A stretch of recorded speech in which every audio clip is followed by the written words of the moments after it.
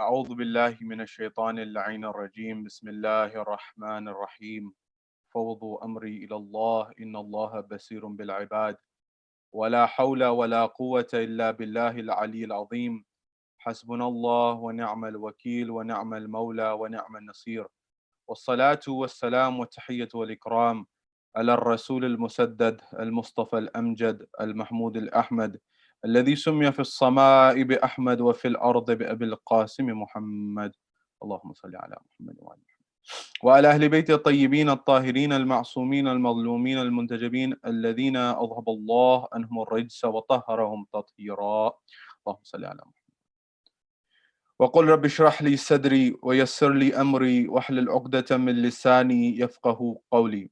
أما بعد، قال الله تبارك وتعالى في كتاب الكريم: بسم الله الرحمن الرحيم ومن الناس من يشري نفسه ابتغاء مرضات الله صدق الله العلي العظيم. My respected elders, brothers and sisters in Iman across the globe, Salamun alaikum jami'an wa rahmatullahi wa barakatuh. Question: was Imam Ali alayhi salam the first Khalifa or the fourth? Keep this question in the back of your mind, inshallah, we'll return to it. When looking at and discussing the position of leadership in Islam after the Holy Prophet, one of the most persistent questions that has emerged throughout history is with respect to who was the rightful heir of the Prophet after his demise. Was it Ali ibn Abi Talib? Was it someone else? Who was it? And what was the system of leadership after the Holy Prophet? Did the Holy Prophet lead a system of leadership or not? And if so, what was that system of leadership? Was there a particular type of leadership that was left behind him or not? And this is a persistent question for Muslim historians and the Muslim community at large. And it has very vast repercussions. Because somebody may come forward and say that we bring up this issue, the Shias bring up this issue because they want to divide the nation, because they want to prove that they are right, and therefore it is something that is a divisive issue. Whereas when we look at the history of Islam and other people coming forward with respect to this, other claims from other Muslims, saying that this is an issue that you've made a big deal out of, this is an issue that shouldn't be discussed, this is an issue that's not that important. Well, the fact that it has been discussed for 1400 years and has persisted for 1400 years shed some light on its importance as a matter. But it's an important matter for several other reasons that I would like to highlight in tonight's discussion.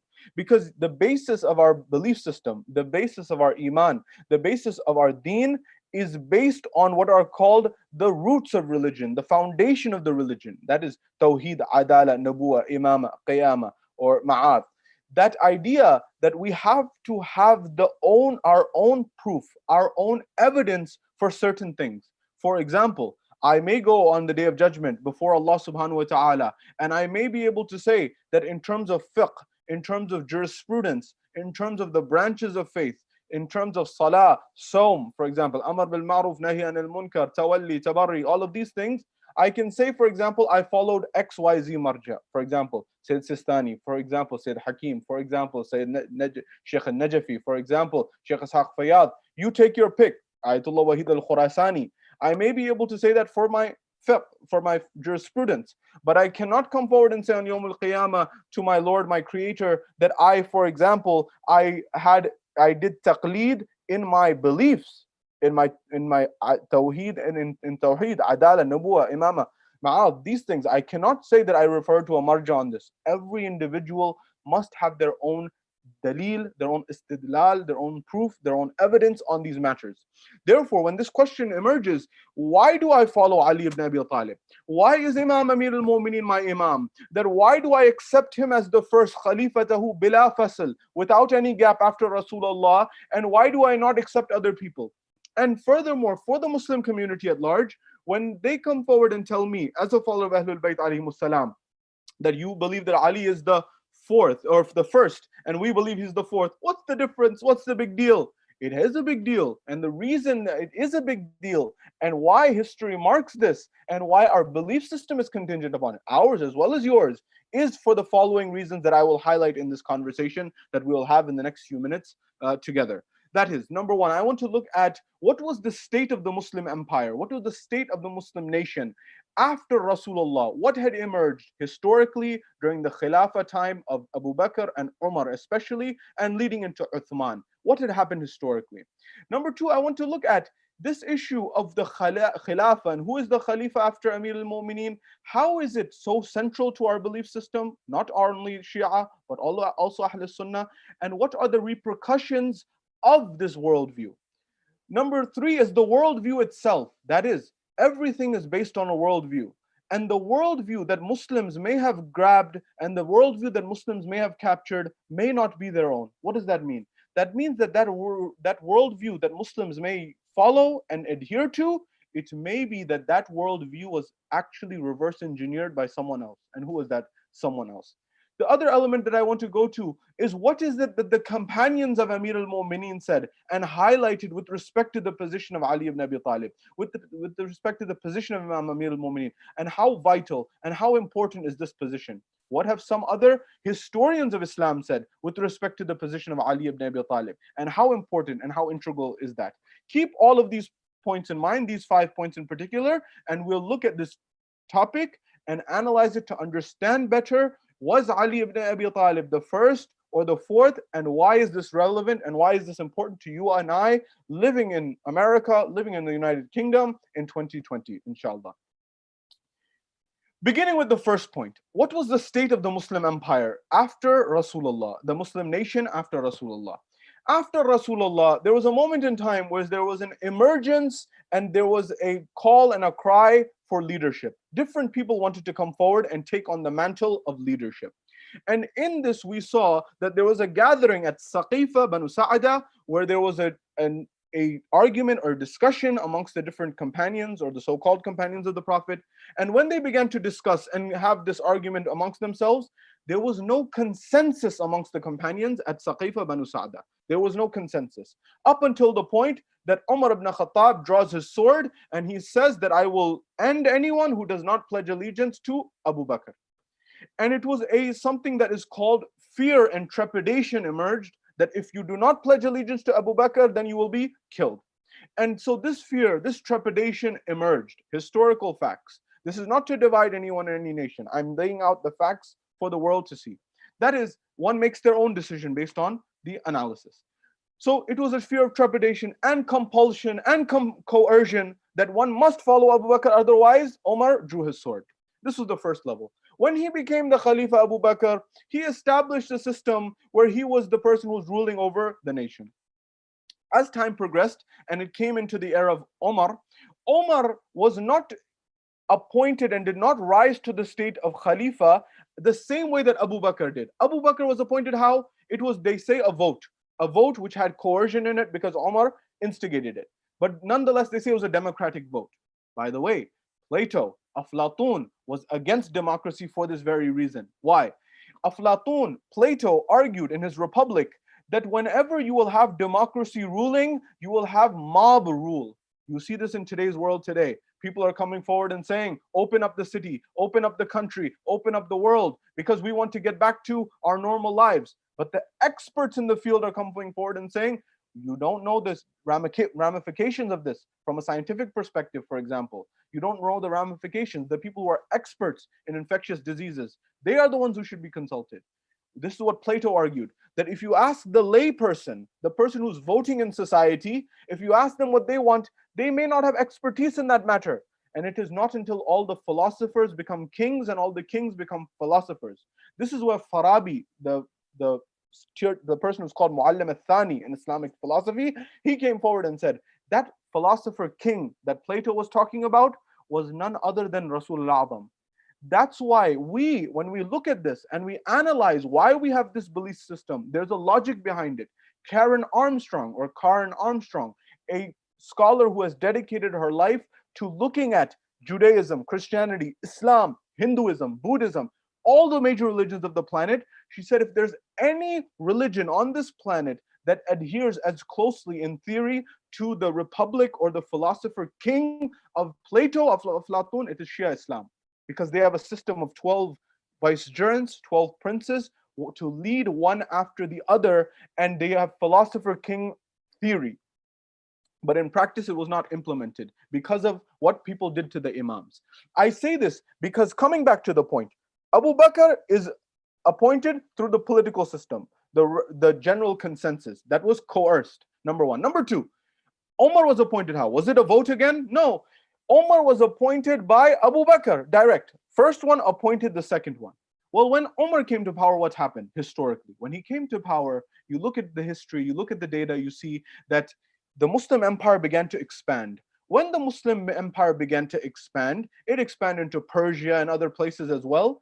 So the economic growth of the empire began to grow as well. And the amount of influence that Omar had began to expand.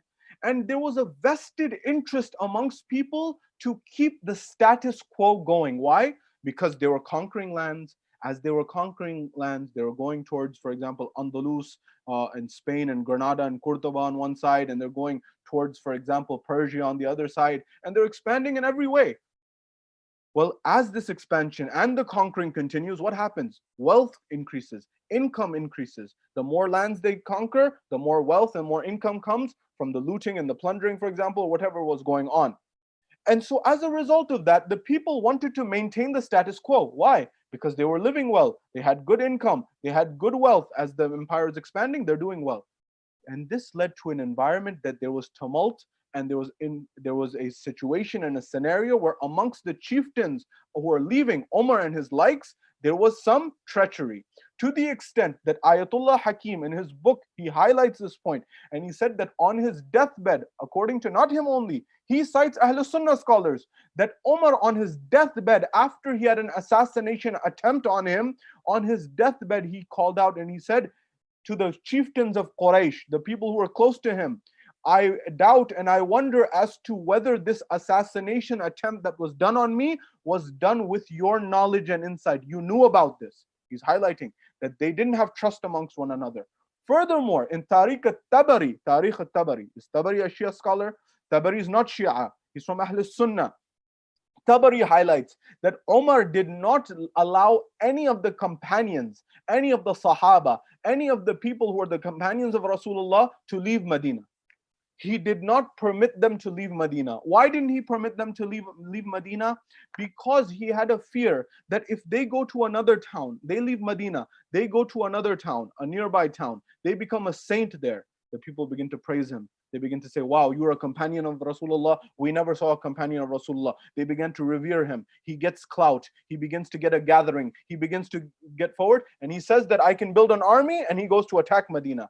And then if you do have 10, 20 different companions doing this, this would cause and lead to instability in Umar's rule. Therefore, he did not allow any companion to leave Medina except unless he appointed severe surveillance and vigilance over that person. Tariq al-Tabari. Said Hakim's highlights this research from Tariq al-Tabari, or the history from Tariq al-Tabari.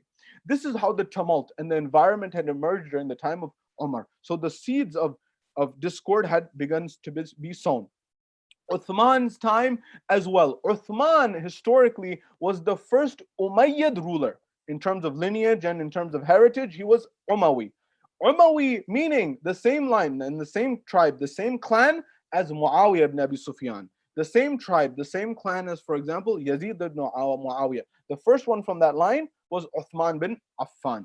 Now, when the question emerges about Ali ibn Abi Talib, look at how it's happening. The first one, Abu Bakr, he is appointed by what is said to be a vote of the general consensus, which had an element of coercion in it, number one. Umar was established how? Because the first Khalifa appointed the second Khalifa. It was not a democracy or democratic vote. The third, how did the second to third transition happen? Well, what happened was that after Umar, there was a council of a few people, about 6 people, one person with a veto power, Abdurrahman bin Auf, he was given veto power. Ali ibn Abi Talib was part of that council, and he said, Ali ibn Abi Talib said his case, and they did not accept. Amir al-Mu'mineen says, you know that I am vested with, after Rasulullah, I'm the one who has the most authority. Yet they denied him, and they gave veto power to Abdurrahman ibn Auf. This council of 6, 7 people, they got together, and then it was another, a shu'ara as they call it. That was how the third was appointed. And then how was the fourth appointed? The fourth was appointed when the people went to the door of Ali ibn Abi Talib and they said, Ya Ali, Ya Amir al-Mu'minin, we have nowhere else to go. You are the only one to save us. And so the people asked Ali ibn Abi Talib to take over. This is what happened historically. Therefore, are you telling me that Rasulullah had not established any system of governance? Rasulullah had not established any system of leadership? Therefore, how can it be that one was elected, one was, for example, appointed by the first one was, for example, appointed by a council with one person having veto power, and then finally the popular opinion, the people went to the door of Ali ibn Abi Talib? How four different ways? How is that possible? And then you say on top of that, it's not important, Ali is first or fourth, it doesn't matter. It does matter. Why? Because when you look at the books of Ahl Sunnah, of our brothers in Ahl Sunnah wal Jama'ah, you will realize there is a tradition that is found there that is considered to be authentic by them. What does that tradition say? That tradition says very clearly and categorically that the one who dies without ma'rifah or without knowledge, for example, man mata walam ya'rif imam zamanihi mata mitatan jahiliya, that the one who dies without cognizance, ma'rifah, knowing the imam of their time, dies a death of jahiliya. There's another tradition amongst our brothers in Ahl Sunnah wal Jama'ah that says that the one who dies without giving bay'ah to the imam of their time dies a death of jahiliyyah, a death of ignorance. Now, ignorance in this sense does not mean that they did not know. No, it refers to ayyam jahiliyyah, the days of jahiliyyah, where someone who was listening to the message rejected the message. That is the likes of someone like, for example, those people who were Abu Jahl or Abu Lahab, or these people who heard the message and rejected it. That means it was those pagans who rejected the message of Islam. That means it's a big thing that person's akhirah is not to be, that person's akhirah is in question.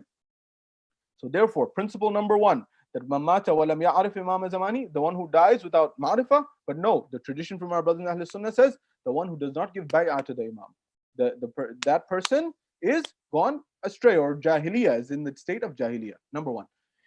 Now, if Abu Bakr was appointed, and therefore Abu Bakr is the imam, if that's the belief system, therefore that means that those people, Omar, did he give bay'ah? Did Uthman give bay'ah? Did Ali ibn Abi Talib give bay'ah? These are questions that are very important.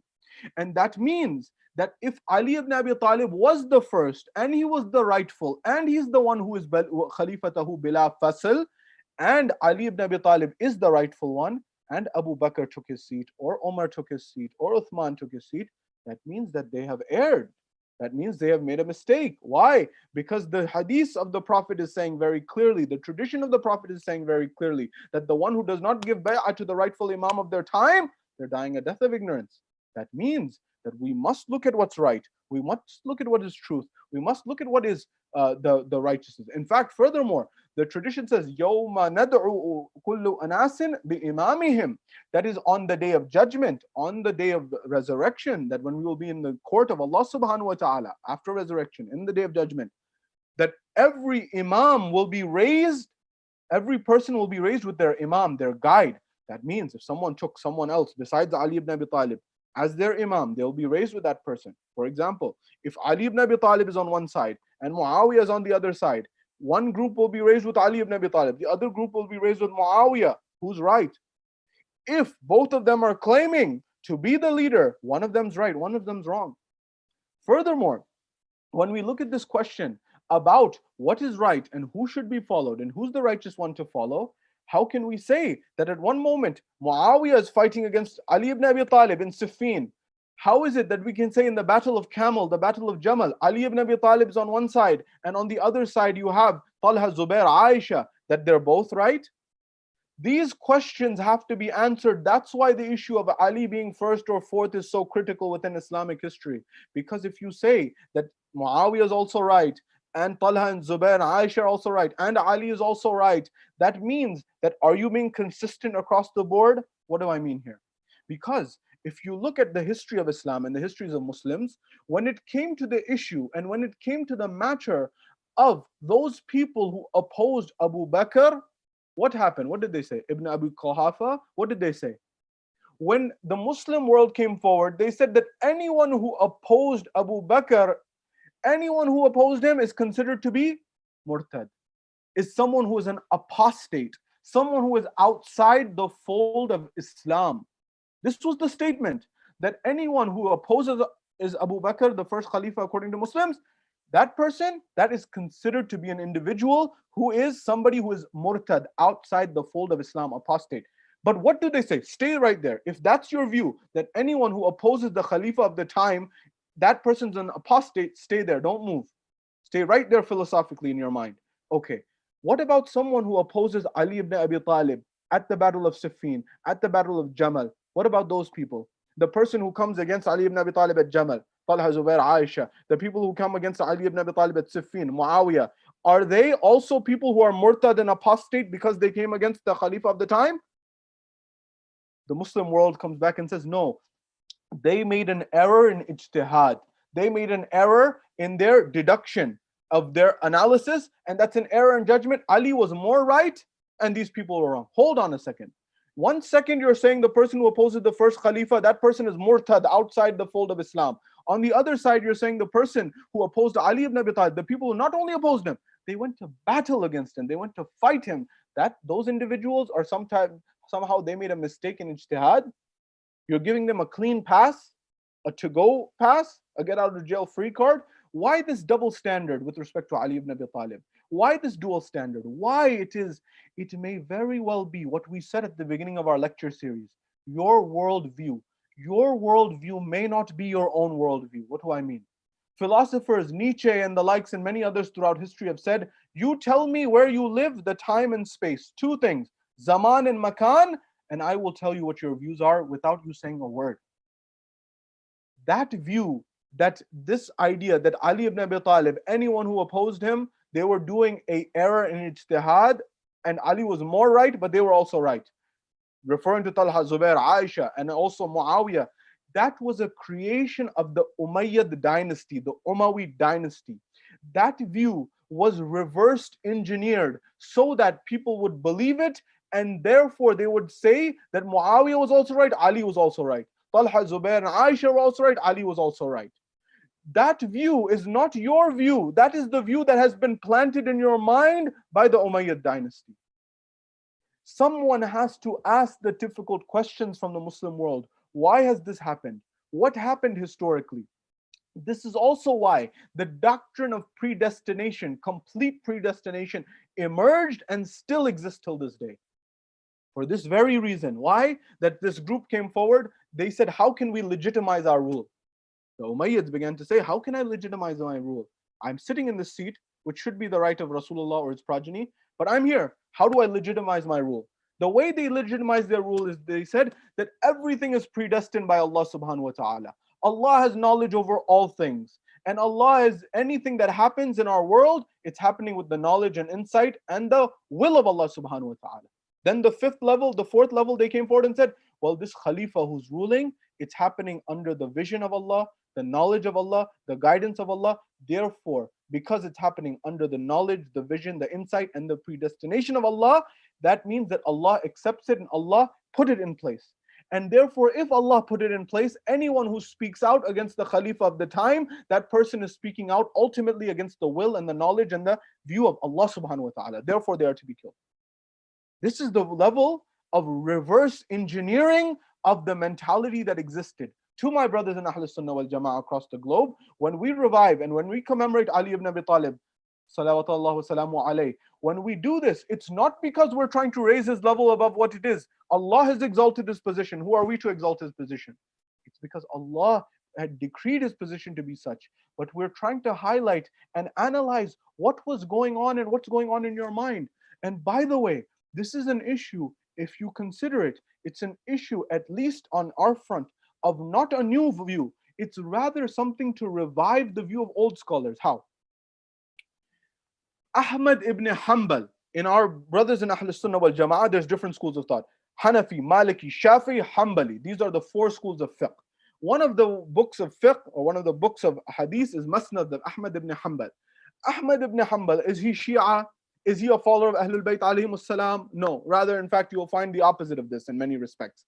His son, Ahmad ibn Hanbal's own son, goes to his father. He says, my father, can you tell me what is the hierarchy? What is the rank? I say this because it seems that the Muslim world has put a rank to the first to the fourth. What do I mean? It seems that they're saying that the first one who ruled, because in chronology he was first, he's also the first in his status and his position. That's why they're saying that if you oppose him, you're apostate.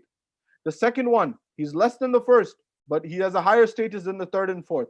This is what it seems like the Muslim world is saying. If you're saying that, that means that you're saying that Ali ibn Abi Talib as the fourth, you're saying his rank is also fourth?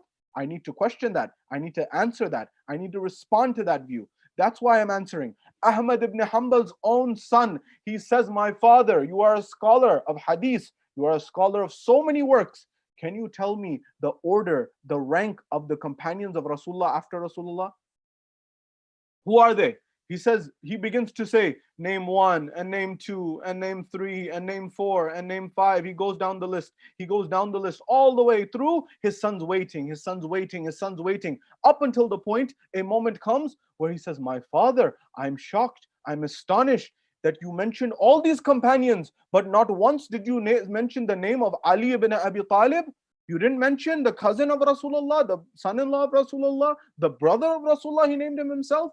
He says, my son, Ahmad ibn Hanbal, my son, you asked me who are the companions and what is the rank of the companions after Rasulullah. You didn't ask me that what is the rank and the status of the self of Rasulullah, the nafs of Rasulullah. Ali ibn Abi Talib is not a companion. Ali ibn Abi Talib is the nafs, the self of Rasulullah, as evidenced by the ayah of Mubahila.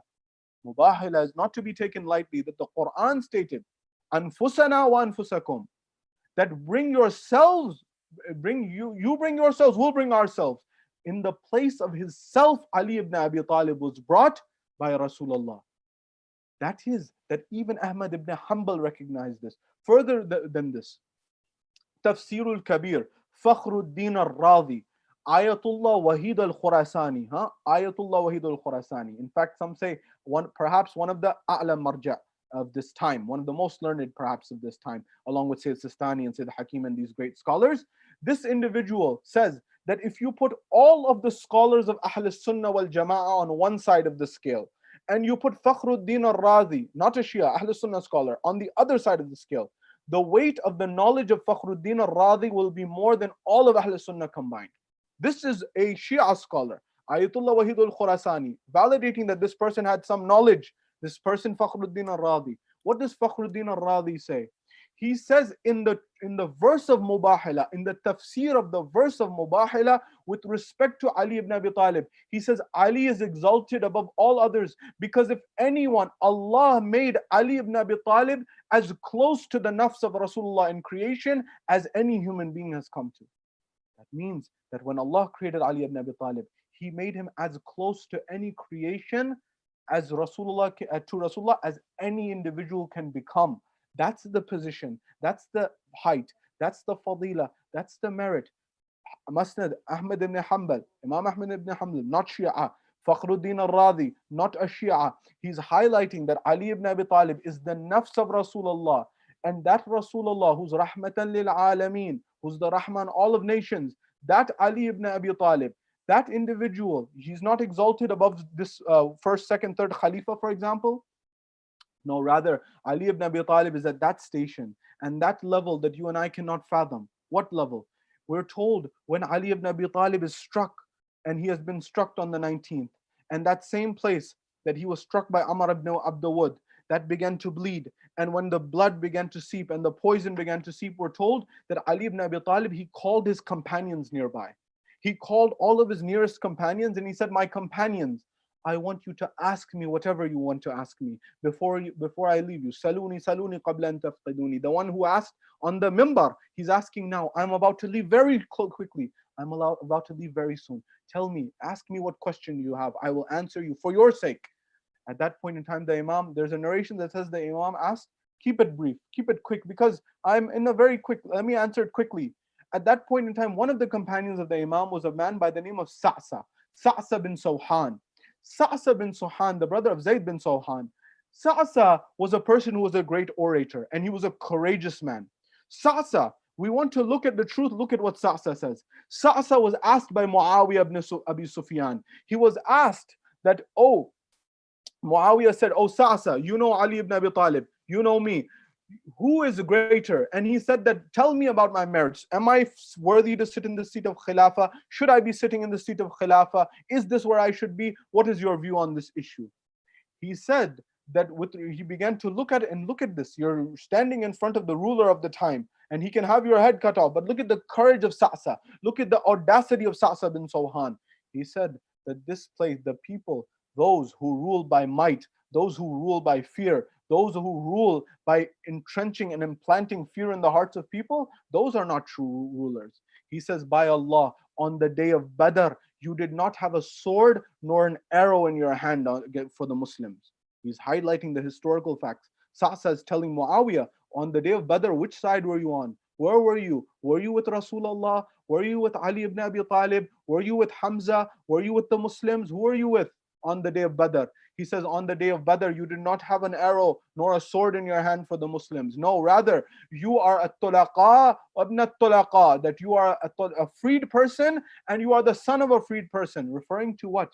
That on the day of Fath Makkah, on the day of the opening of Mecca, what happened? When the opening of Mecca happened, at that point, they went towards Mecca. Rasulullah had the largest army. When he had the largest army, he said that today he can trample, the world said, not he. The world said we could trample over the Meccans right now like never before. But Rasulullah forgave all of them on the principle that these were tulaqa, the people who had been freed by Rasulullah. The principle was that these tulaqa were people, there was questions about how they became Muslim. Was it because of fear or whatnot? They were not to become leaders in Islam. Sa'sa is highlighting that reality, that this tulaqa, the tulaqa should not become khulafa and cannot become khulafa. He's saying your father Abu Sufyan was a freed man of a tulaqa. You yourself were freed. How are you sitting in this seat? When yesterday your family were in stiff opposition to Islam, how are you taking this seat? How is this person who is the same thing that Sayyidah Zainab had said, huh? Yabna tulaqa, when she referred to him, highlighting the historical fact that you should not be in the seat in the first place. Check how you got here. How did you get to this place? How did you get to this position? Nonetheless, with respect to this reality, Fakhruddin al-Radi, Ahmad ibn Hanbal recognized this idea that Muawiyah and his henchmen and his likes must be careful, must be mindful before they take over the seat. This same Sa'sa, when Ali ibn Abi Talib has been struck, he has a conversation with Imam Amir al-Mu'mineen. The conversation continues in the following way. Which way does the conversation continue in? Sa'sa says, Ya Amir al-Mu'mineen, I know you've been struck. I know you're leaving this world very soon. I know you've also said that ask me before I leave you. And you've also said keep it brief. But Ya Ali, I have a question, and it may be a difficult question, and maybe a long question. Perhaps you can forgive me. Do you give me the permission? This same Sa'sa, who responded to Muawiyah, asked this to Ali ibn Abi Talib. Amir al-Mu'mineen says, Sa'sa, you have the permission. Ask me what you want to ask me. At that point in time, he said, Ya Amir al-Mu'mineen, are you afdal? Are you higher? Is your merit higher? Is your position higher? Is your status higher? Allama Majlisi narrates this. According to him in his writings, he says that Amir al-Mu'mineen says to Sa'sa, that when you ask this question, it's a big question that you've asked. At the same time, he says that it does not look good that a man should compliment himself with his own tongue. Yet, that Allah subhanahu wa ta'ala has also stated, Allah Azza wa Jal has also stated, وَأَمَّا بِنِعْمَةِ رَبِّكَ فَحَدِّثْ, that make known the apparent praise, make known the ni'mah, the blessing of Allah upon you, make it known. Therefore I make it known to you. O Sa'sa, according to Allama Majlisi, Amir al-Mu'mineen says that when Sa'sa began to ask this, he says, Ya Amir al-Mu'mineen, are you greater in merit, or is Adam alayhi salam greater in merit? At that point in time, Amir al-Mu'mineen says, Ya Sa'sa, that know that I am greater than Adam. Although Adam is exalted, although Adam is elevated, I am greater than Adam. Why? He said, because Allah subhanahu wa ta'ala told Adam not to go towards, they say, for example, they translate it as a tree, but it was, according to the tradition, it was a wheat. It was wheat grass or wheat tree. At that point in time, when he said this, Adam alayhi salam, he went towards it and he began to eat because he had been deceived by shaitan. Our sixth Imam was asked about this, as to how did Adam do this? Did he make a mistake? Did he do an error? No. The Imam comes forward and says that Adam responded to this and said that I could not fathom that someone would lie. The concept of a lie was not known to me at the time, or was not aware that someone could say by God and it could be a lie. So I was deceived. When he was deceived and this happened, he went towards the grass, the wheat grass, and he ate it. And therefore he was moved out of Jannah. Now, is it this Jannah, the world of in this world, or the other world? That's another debate for another day. Nonetheless, Amirul Mu'mineen says, he says, Sa'sa, this was Adam, and it was not haram for me to eat wheat, but my entire life I ate nothing except barley bread, that too which had become dry and stale. This was Adam, this was me. Although it was not mandated, I made sure that I never came near wheat. I made sure that I ate barley. Although it was difficult, although it was a hardship, I made sure that I did this, number one. Sa'sa continues, he says, Ya Amir al-Mu'mineen, are you elevated or is Nuh alayhi salam elevated? Are you elevated or is Noah elevated? At that point in time, Ali ibn Abi Talib says that Sa'sa, know that Nuh is elevated, but I am more elevated than Nuh. Why? Because Nuh preached for 950 years, but yet, despite all the difficulties, he finally cursed his nation. He finally prayed for Allah to remove his rahmah from the nation, and Allah did so. He said, Sa'sa, 25 years that I went through were worse than the years that Nuh went through. They were more intense than the years of Nuh. And yet I did not ever pray to Allah, nor did I ever curse this nation, nor did I pray for Allah to remove His rahmah from this nation. This was my heart. He says, Sa'sa, he begins to ask, Ya Amir al-Mu'mineen, Ya Ali. He says, Ya Amir al-Mu'mineen, you are going to depart very soon. Just tell me, are you more elevated or is Ibrahim more elevated?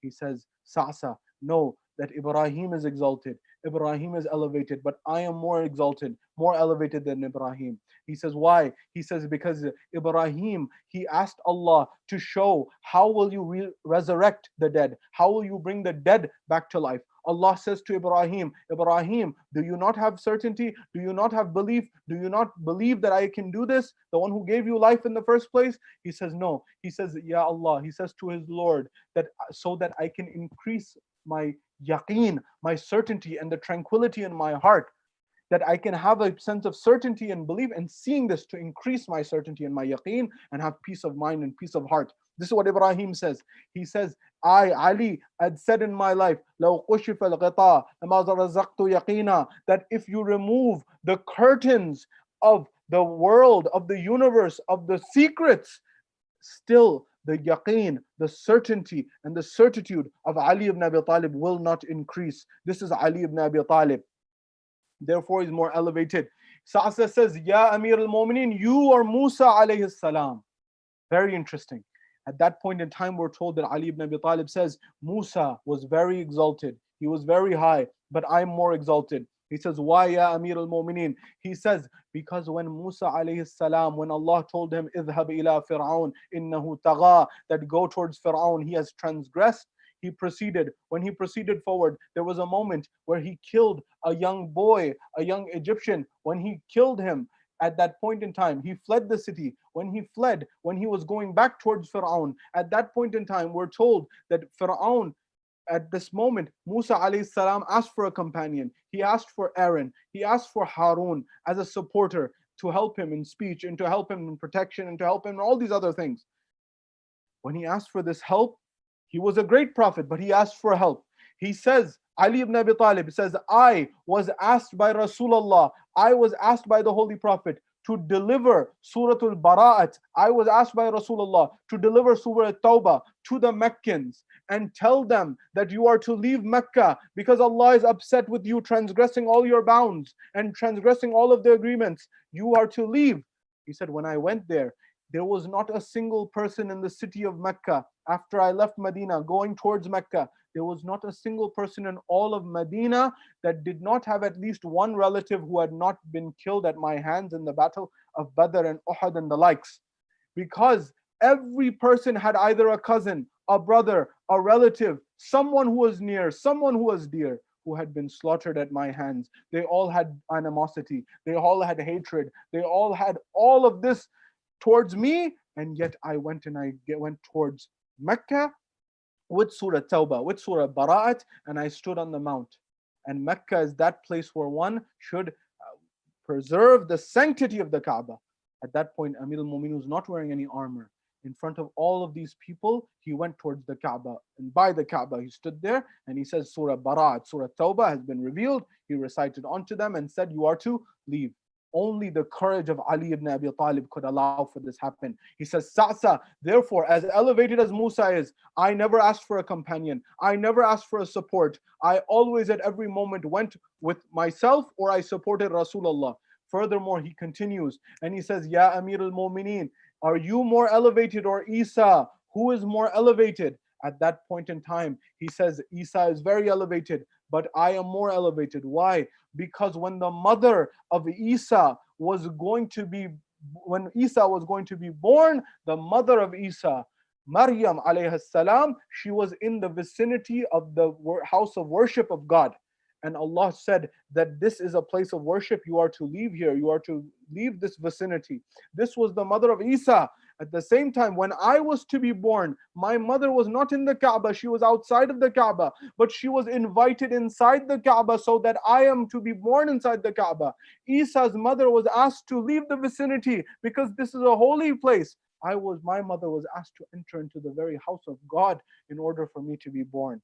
These are the fadail and the merits of Ali ibn Abi Talib as highlighted by Imam al-Majlisi and other scholars such as Sayyid Shirazi and others throughout history, referring to the author of Shabahai Peshawar, the Peshawar Nights.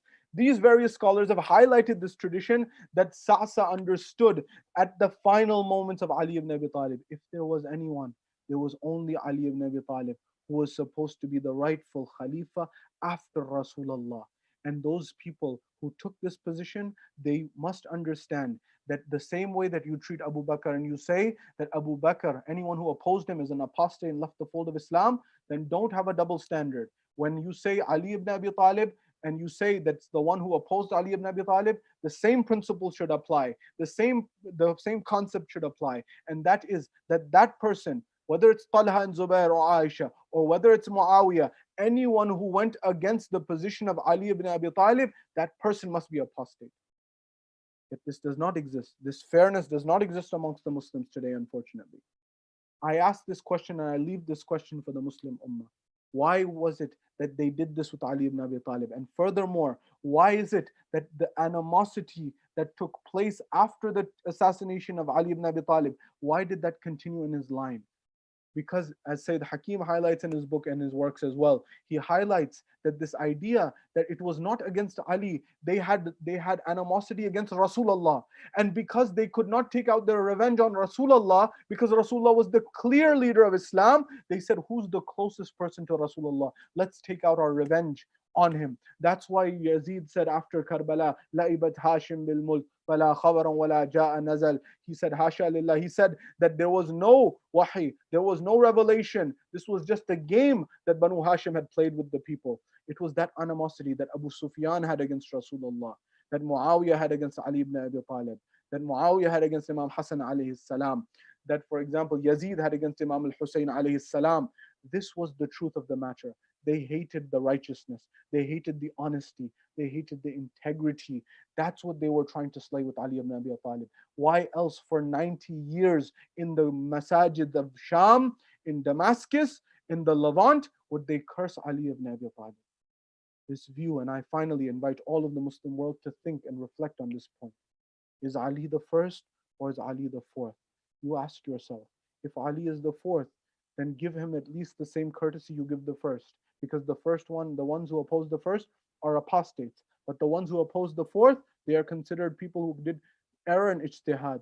Why this generosity for the people who opposed? Because that view is not your view. That view was created by Umayyah. View was created by Banu Umayyah, by Muawiyah, by his children, so that you do not question them and you legitimize them. And this may be being used till this very day. Ali ibn Abi Talib was the rightful Khalifa, was the rightful Imam, was the rightful leader after Rasulullah, as testimony by the state and the environment after at Ghadir, at Dawat al-Ashira, and throughout time. Ali ibn Abi Talib is the Khalifa bila fasl of Rasulullah. And how did this world treat Ali ibn Abi Talib? That now at this point the blood has seeped and he has been buried, and the people begin to cry. Ali ibn Abi Talib says that live amongst people in such a way that when you are alive, they crave for your company, and when you die, they weep for you. What a mu'min was Amir al Mu'mineen, the master, the commander, the prince of the believers, that when he left this world, not only did the orphans of Kufa cry, not only did the widows cry, only did the poor cry, not only did the blind cry, not only did the disabled cry, not only did anyone who was marginalized in society cry. Till this day, 1400 years later, you and I cry because the world has not seen justice after Ali ibn Abi Talib. The world has not seen sincere leadership after Ali ibn Abi Talib. The world has not seen integrity of leadership after Ali ibn Abi Talib. The world is starving for truth and justice and equity. And that will only be established when the Imam of our time, Imam Sahib al-Asr al-Zaman, emerges, which we pray for the hastening of the reappearance of the Imam of our time. ألا لعنة الله على القوم الظالمين وسيعلم الذين ظلموا أي منقلب ينقلبون إنا لله وإنا إليه راجعون صلى الله عليك يا رسول الله صلى الله عليك يا أمير المؤمنين صلى الله عليك يا فاطمة الزهراء سيدة النساء العالمين صلى الله عليك يا حسن المجتبى سلام على الحسين وعلى علي بن الحسين وعلى أولاد الحسين وعلى أصحاب الحسين اللهم لعن قتلة الأمير المؤمنين